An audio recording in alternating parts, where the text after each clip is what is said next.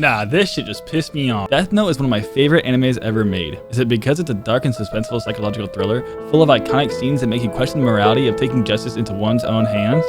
No, it's her. Liking Death Note isn't some unique take that will make the community shun me, and it's heavily recommended as a beginner anime to people that are new to the medium. It's one of the first anime I've ever seen, and very few shows have left me with the same feeling that Death Note has. It's a complex and unique story with a relatively good ending, and is full of psychological warfare with a suspense that makes you just, The original Death Note manga released all the way back when I was still sucking on my thumb in 2003. I had watched the anime around 2015, and from then on, I've always thought of Death Note as one of the greats and that I wanted more. Then came 2020. A picture of this little fuckboy was spreading around the internet announcing that Death Note was getting a short one-shot sequel chapter. At the time, I was interested in reading the story, but I wasn't big on manga and I didn't even know where I could find it to begin reading, so I skipped out on it. Until now. Jump to 2023. I'm a grown man with crippling anxiety, and I was reminded of a certain story but the same anime I'd always loved. This is Death Note, a Kira story.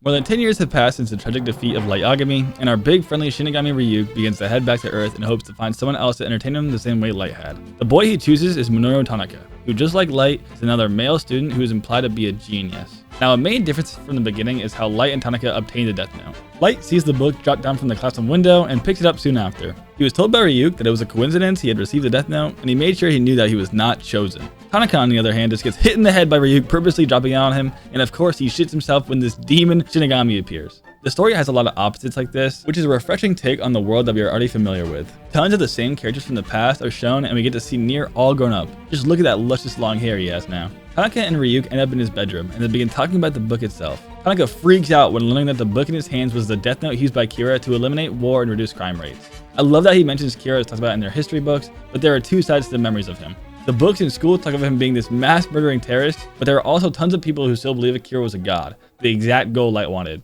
I'm personally a Light fanboy myself, so hearing this warmed my damn heart. Ryuk is his usual self that stays munching on apples, while Tanaka learns about the Death Note and how Kira used its powers. He explains that in this day and age, what worked back then couldn't possibly work now. This being due to the evolving technology like security cameras at every turn, and the internet being able to track down through any device. But he does give praise to Kira, saying that he still would have come up with a way to have done what he had, even during these times. Ryuk wants Tanaka to continue in the footsteps of Kira, just for the pure entertainment factor. This is another main difference between our main characters. While Light was eager at the chance to become god of the new world, Tanaka doesn't want anything to do with this deadly notebook. He's also afraid of refusing the book because he thinks Ryuk will just give it to somebody else. But he also doesn't have any plans to become a murderer, so he begins thinking of what to do. Tanaka proceeds to tell Ryuk to return the book after 2 years have passed. Then his plan will truly begin.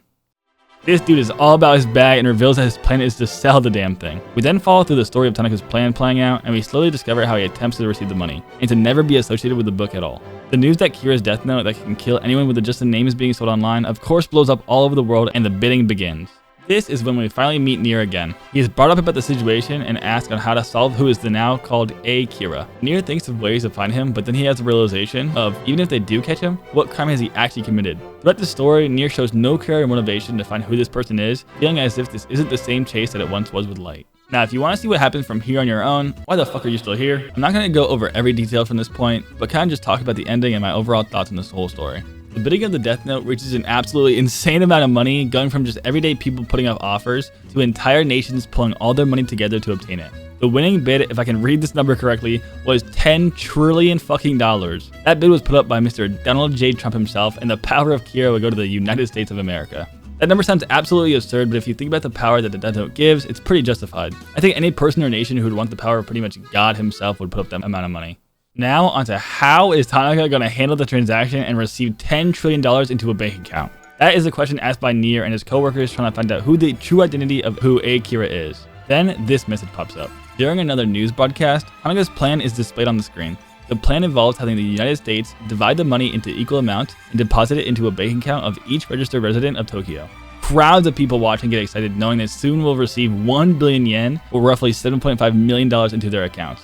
This is a huge difference between Light and Tanaka. Light used the notebook selfishly to become a god and tried helping cleanse the world of evil by whatever means necessary. Tanaka, on the other hand, simply doesn't want to use this power at all and sees an opportunity to help himself and so many others around him. Soon after people start receiving their money, they all start to praise Kira and call him the god of Japan. Nier also knows that once Tanaka ends up releasing the Death Note, he will lose all his memories of ever having it and be left with just 7 million in the bank. This is where Nier admits that for the first time since becoming the new L, this is his first defeat. Now, was this cool to see him say? Yes, but does it mean anything to me relating to Light? Hell no. What Light's goals were and the way he had to go about obtaining them was nothing like Tanaka's at all, but I'll get more into that later. Tanaka now hands the Death Note over to Ryuk and tells him to bring it to the big DT. He says that he's going to forget about this and live a happy life from here on out. Ryuk is surprised that Tanaka was able to use the Death Note to benefit him without ever even writing in it, and then leaves. Now just look how funny this fucking panel is. I never thought I'd see the day where Ryuk is in the same panel as Donald Trump while he's holding onto a Death Note. But this is where the story takes a turn that I think was horribly done. Ryuk tells Trump that the Shinigami King had yelled at him before making it to the White House, and he was pissed that he let a human sell the Death Note in their world, so there has been a new rule added. Oh, fuck off. The new rule is, a human who buys or sells the Death Note in the human world will die. The seller will die when they receive the money, and the buyer will die when they receive the Death Note. Trump wants no part of that and refuses to take the notebook, and then says the most Trump American thing he could say. He will still announce that he has gained the power of Kira, but will refuse to use it, so it makes him look like a saint. Then Ryuk flies off. A month passes by, and of course, the one part that kind of ruined the story for me is shown. Once Tanaka receives his money at the bank, he suddenly has a heart attack and dies on the floor. The end. Now, if you like this ending, then I got important news for you. You're a dumbass. And I'll explain why. How can a rule that is put into a Death Note after losing complete control memory of it still affect the previous user?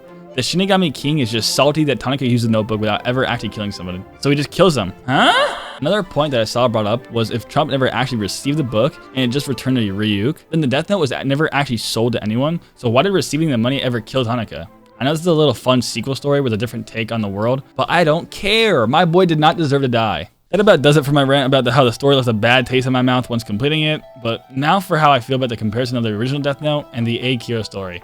I've seen on the interwebs people talk or debate who was smarter between the two, both Light and Tanaka, and I think it's pretty hard to compare. Off of accomplishments and who did the greater feat, Light solos in every aspect and it's not even close. But we only got to see a bit of Tanaka's genius in such a short story, so who knows what Tanaka could have accomplished if he had really wanted to take it that far. Now from story alone, we know that Light does eventually lose due to L's past work and Nier picking up his slack, while Tanaka ends up defeating Nier, if you even call it that. But Light's goals went far beyond what Tanaka ever wanted to achieve with the power of the Death Note. He's tried to create a new world that is free of injustice and populated only with people whom he deems honest and kind, and to become god of the new world. While on the other hand, Tanaka just was on his top G grind set. So from what we have seen, it's just not even close to who was smarter and had to overcome harder obstacles, but with the limited amount of time we got to see with Tanaka, we can't fully know the extent of his mind. While I am a Light lover myself, Tanaka was a great look into an alternate opinion and using the Death Note that wasn't the conventional way. He's smart and witty and just wants to live a simple life after using the book to his advantage. Again, my dog did not and should not have died that way, but it was good to see our boy Ryuk again, and to just get a bit more Death Note that I hadn't experienced yet. Death Note will always be one of my all-time favorites, and Light Yagami equals that as one of my favorite protagonists as well. Even though the anime has been finished for quite a long time, I still rewatch it a ton, so reading the A Kira story was a refreshing step back into the world of Death Note with a new character. Thanks for watching, and I'll see you in the next one. Wait, who is that? Oh shit! Harmonia Justin. I don't know why the hell they even bothered to add him in the story. Who the hell is this?